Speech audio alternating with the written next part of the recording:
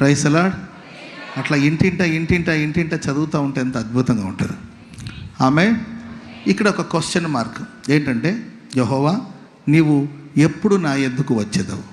స్తోత్రం చెప్పండి అందరూ గట్టిగా. ఇది ఎవరు రచించిన కీర్తన అంటే, కీర్తనకారుడైన దావీదు రచించిన కీర్తన.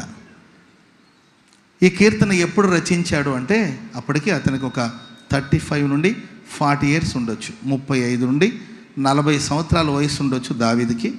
మంచి వయసే. Praise the Lord. 35 to 40 years ఉంటుంది ఆయనకు వయసు. అప్పుడు రాశాడు ఈ కీర్తన. ఎందుకు రాశాడు ఈ కీర్తన అంటే, జీవితం అంతా ఆయన ఎప్పుడైతే పట్టాభిషేకం చేశారో, ఎప్పుడైతే సమూయేలు వచ్చి ఆయన అభిషేకించి వెళ్ళారో, ఆ నాడు నుండి సౌలు తనను తరుముతూనే ఉన్నాడు. ఎక్కడుంటున్నాడో తెలీదు, ఏం తింటున్నాడో తెలీదు, తన పరిస్థితి ఏంటో తెలీదు. పరుగులు క్షణక్షణం భయాలతో బ్రతకవలసిన పరిస్థితి వచ్చింది.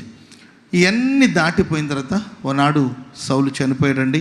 ఆ తర్వాత యూదా వారందరూ కూడా దావీదు దగ్గరికి వెళ్ళి, బాబు మేము రాజుగా అభిషేకిస్తామని తీసుకొచ్చి యూదా వారందరి మీద అతని ఒక రాజుగా పట్టాభిషేకం చేసి, యూదా పెద్దలందరూ అతనికి పట్టాభిషేకం చేశారు.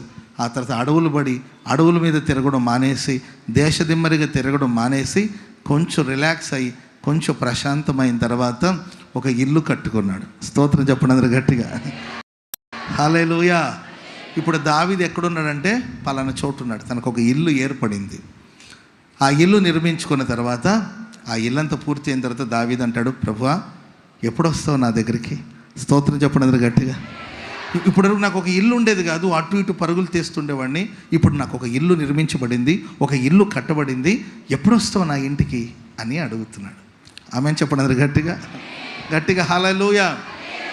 ప్రేమైన వర్లరా, ఒక శుభకార్యం జరిగినప్పుడు, ఒక మంచి కార్యం జరిగినప్పుడు మనం అందరూ కూడి వచ్చి పేకల దాకా బిర్యానీ తిని, అది అరక్క కూల్ డ్రింక్ తాగి, అర్ధరాత్రిలో పరుగులు తీసి, అర్థమైందండి, అప్పుడప్పుడు పెద్ద హాస్పిటల్లో అడ్మిట్ అయ్యి, అర్థమైందండి, తిన్నదంతా మళ్ళీ కక్కిస్తారు అక్కడికి.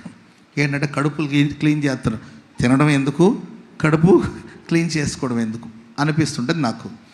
శుభకార్యాలు జరిగినప్పుడు సందడిగా రావడం, సరదాగా రావడం, వెళ్ళిపోవడం అలా కాకుండా, దావీదు జీవితంలో ఒక శుభకార్యం, ఒక ఘనకార్యం, ఒక మహిమ కలిగిన కార్యం జరిగి ఒక ఇల్లు నిర్మించబడినప్పుడు ఆయన ప్రభుని అడుగుతున్నాడు, ఎప్పుడు నా యొద్దకు నీవు వస్తావు అని చెప్పడమే కాకుండా ఒక తీర్మానాన్ని, ఒక నిబంధన చేస్తున్నాడు.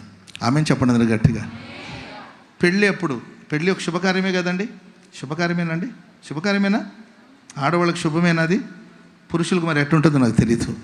శుభకార్యం. ఆ శుభకార్యం అప్పుడు అమ్మాయి ఎదుట అబ్బాయి, అబ్బాయి ఎదుట అమ్మాయి, భార్యాభర్తలు ఒకరు ఎదుట ఒకరు నిలబడి ఒక తీర్మానం చేసుకుని, జీవితకాలం అంతా నేను నీకే భార్యనై ఉంటాను, ప్రైజ్ ది లార్డ్, నీకే లోబడి ఉంటానంటే, ఆయన కూడా నేను అంతే కదా, జీవితకాలం అంతా నీకే భర్తనై ఉంటాను, ఇతరుని వల్లక నిన్నే ప్రేమిస్తాను, నీతోనే ఉంటానని ఒక ప్రమాణం చేస్తారు. శుభకార్యం జరిగిన ప్రతిసారి ఒక తీర్మానాలు తీసుకోవాలి, ప్రమాణాలు చేసుకొని ఆ ప్రమాణాన్ని నెరవేర్చడానికి సాగిపోవాలి. Praise the lord. హల్లెలూయా. పుట్టినరోజు వచ్చినప్పుడు ఒక పెద్ద కేక్ తీసుకొచ్చి హ్యాపీ బర్త్డే టు యూ అని ఒక పాట పాడి, కేక్ తీసుకుని ఆడుమూతికి ఈడు రాసి, ఈడుమూతికి ఆడు రాసి, అర్థమైందండి, ముక్కంతా పూడిపోయి ఊపిరాక పెద్ద హాస్పిటల్లో అడ్మిట్ అయిన వాళ్ళు కూడా ఉన్నారు. వింత పనులు చేయబోయి ఇల్లు తగలబడిన సందర్భాలు కూడా ఉన్నాయి. ఒక పుట్టినరోజు సందర్భాన్ని, దేవా నన్ను 20 ఏళ్ళు, 40 ఏళ్ళు, లేకపోతే 50 ఏళ్ళు కాపాడుతూ వచ్చావు, ఇది నీవిచ్చిన ఈ ఆయుష్, నీవిచ్చిన భిక్ష, నీవిచ్చిన ఆశీర్వాదం, ఇప్పుడు నేను బతికున్నానంటే ఇక నువ్వు నాకు ఎంతకాలం ఆయుష్కాలం ఇస్తావో ఆయుష్కాలం అంతా నీ కొరకు నేను సాక్షిగా బ్రతుకుతానని తీర్మానం చేయాలి. అది బర్త్డే. స్తోత్రం చెప్పడం అందరూ గట్టిగా హల్లెలూయా. అలా కాకుండా హ్యాపీ బర్త్డే అంటే కేకులు, ఫుడ్ కాదండి, ఫుడ్కి గౌరవం ఇవ్వాలి కదండి. కేకే కావచ్చు, అన్నమే కావచ్చు, అది కాదు, గౌరవం, రెస్పెక్ట్ ఇవ్వాలి కదండి. మూతికి రాసుకొని, అర్థమైందండి, ఆ తర్వాత స్కిన్ ఎలర్జీ వచ్చేసి, ఇట్లాంటి బోల్డని కేసులు నేను చూస్తున్నాను. హాస్పిటల్కి ఎన్ని కేసులు పోతున్నాయో లేదో కానీ మా దగ్గర బోల్డని కేసులు వస్తుంటాయి. ప్రేమైన వర్లరా, శుభ సందర్భాలు. నేను ఎందుకు ఈ మాటలని చెప్తుంటే, ఇక్కడ ఒక ప్రార్థన మందిరం నిర్మించబడింది. ఇదొక శుభ గడియ, ఇదొక శుభ సందర్భం. ఈరోజు మందిర ప్రారంభోత్సవం కార్యం జరిగింది. మందిరం కట్టేసాం, చర్చి కట్టేసాం నంబూరులో. Praise the lord.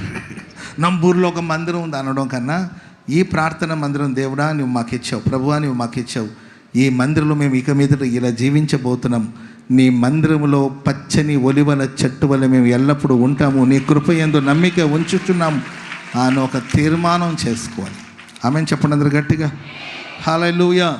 ఇక్కడ దావీదు భక్తుడు అంటున్నాడు, ఎప్పుడు నీవు నా యొద్దకు వస్తావు, నా ఇంటికి నీవు ఎప్పుడు వస్తావు అని దేవుని ప్రశ్నిస్తూనే తను పలు విధమైన తీర్మానాలు తీసుకొని పలు ప్రమాణాలు చేసినట్లు ఆ కీర్తన అంతా ఇప్పుడు మనం చదివాం. దాంట్లో ఒక 2-3 మాటలు మీకు గుర్తు చేస్తాను. అండ్ ఆ తర్వాత ఆయన మన దగ్గరకు వచ్చినప్పుడు కలిగే ఆశీర్వాదాలు ఏంటో కూడా మీతో పంచుకుంటాను. ఆమె ఏదైనా కానీ ఆశీర్వచనాలు లేకుండా మన వర్తమానాలు ముగించబడదు. ప్రైజ్ ది లార్డ్, హల్లెలూయా. ఆశీర్వచనాలతోనే మన వర్తమానాలు ముగించబడుతుంది.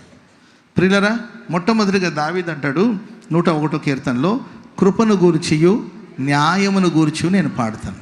దేని గురించి పాడతాడు చెప్పాలి. కృపను గురించియు న్యాయమును గురించి అంటే ఇంతకుముందు కృపను గురించి న్యాయం గురించి పాడలేదా? ఇంతకుముందు ఆయన కనికరాన్ని గురించి ఆయన న్యాయం గురించి నువ్వు పాడలేదా అని అంటే, గతంలో నా జీవితం వేరు. గతంలో నన్ను ఎవరు న్యాయం అడగలేదు, గతంలో ఎవరు నా కనికరం మీద ఆధారపడలేదు. ఎందుకంటే గతంలో నేను గొర్రెల కాపరిగా తిరిగాను, గతంలో నేను అడవిలో తిరిగాను, ఒక దేశ దిమ్మరిలాగా తిరిగాను, ఎక్కడుంటానో తెలీదు, ఎక్కడ తింటానో తెలీదు, ఏం జరుగుతుందో తెలీదు, క్షణక్షణం భయంతో బ్రతికాను. ఎవరికి న్యాయం చేయాలి, న్యాయం గురించి ఆలోచించాలని థాట్ నాకు రాలేదు. ఇప్పుడు దేవుడు నన్ను ఇశ్రాయేలు ఇలా యూదా వారికి నన్ను ఒక రాజుగా దేవుడు పట్టాభిషేకం చేశాడు. ఈ రాజ్యంలో కృప ఉండాలి, ఈ రాజ్యంలో న్యాయం ఉండాలి, ఈ రాజ్యంలో నిర్దోషం ఉండాలి. గనక ఇక మీదట నేను కృపను గురించి న్యాయాన్ని గురించి పాడుతూనే ఉంటాను. చెప్పట్లు కూడా మొదలు గట్టిగా గట్టి గట్టి గట్టి గట్టి గట్టిగా. ఎందుకంటే ఈ రాజ్యంలో కృప ఉండాలి, ఈ రాజ్యం కృప చేత కప్పబడాలి, కనికరం చేత కప్పబడాలి, నీతి న్యాయాలు జరగాలి, ప్రజలు నిర్దోషమైన మార్గంలో నడవాలి. కనుక నేను కృపను గురించే పాడుతూ ఉంటాను, నీతి న్యాయమును గురించే నేను పాడుతూ ఉంటానని. అంటే ఇప్పుడు దావీదు ఫోకస్ అంతా ఏంటంటే నీతి న్యాయం జరిగించాలి, ప్రజలు చల్లగా ఉండాలి, ప్రజలు క్షేమంగా ఉండాలి, ప్రజలకు న్యాయం జరగాలి, ప్రతి అంజూరపు చెట్టు కింద, ప్రతి ద్రాక్ష చెట్టు కింద ప్రజలు ప్రశాంతంగా బ్రతకాలి. ఆమెను చెప్పండి అందరూ గట్టిగా, చెప్పండి గట్టిగా హల్లెలూయా, చెప్పాలి గట్టిగా హల్లెలూయా. మరి దేవుని సరే దావీదు గురించి నాకు పక్కన పెడితే ఇక్కడ కూడి వచ్చిన మనం ఈ ప్రార్థన మందులో మనం ఏం కోరుకుంటున్నాం, మన ఫోకస్ ఏంటి, మన గోల్ ఏంటి, మన గురి ఏంటి? ఓ 10th క్లాస్ చదువుతున్న స్టూడెంట్ ఉంటాడు, అతని గోల్ ఏమై ఉండాలి చెప్పండి?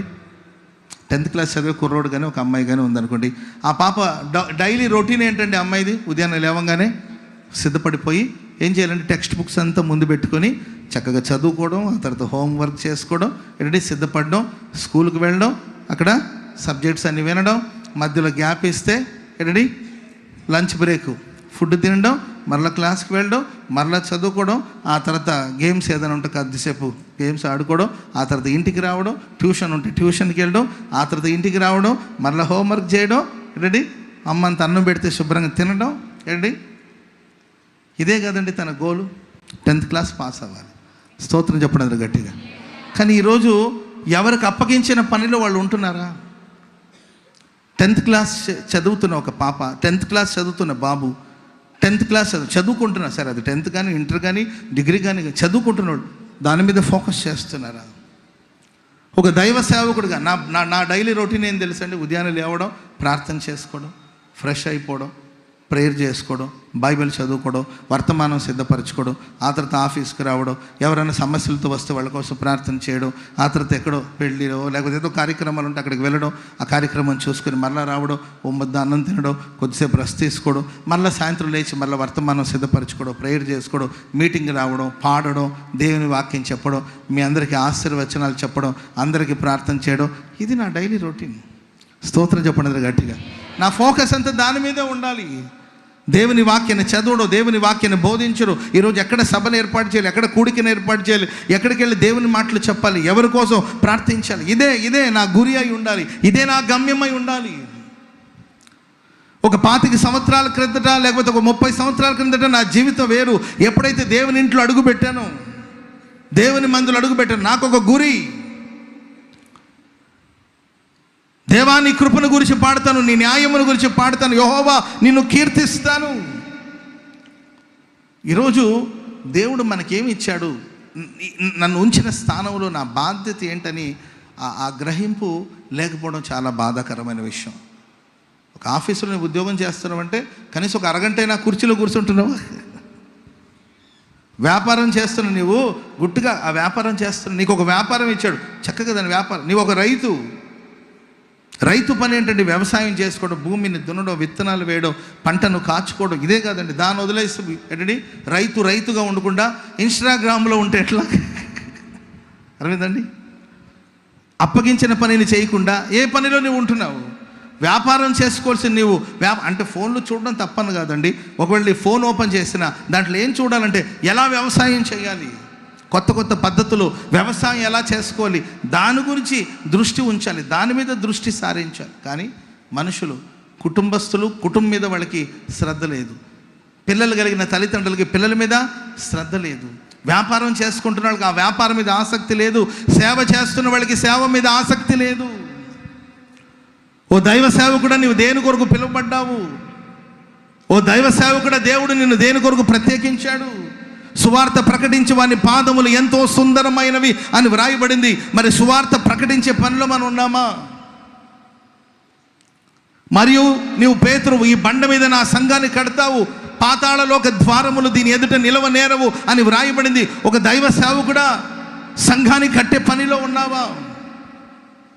ఆలోచించి ఒకవేళ ఇంత క్రితం మనం ఎలా ఉన్నా ఇక మీదట మనం తీసుకోవలసిన ఒక నిర్ణయం ఏంటంటే, నా ఫోకస్, నా దృష్టి అంతా నీతిని గురించి, కృపను గురించి, న్యాయమును గురించి దావీదు ఎలా పాడి స్తుతించాడో అలా దేవుడు మనకిచ్చిన బాధ్యతను నేను చక్కగా నిర్వహిస్తానని, దాని మీదే దృష్టి నిలుపుతానని తీర్మానం చేసుకుంటే ఖచ్చితంగా ప్రభువు వస్తాడు. చప్పట్లు కూడా మొదలు గట్టిగా.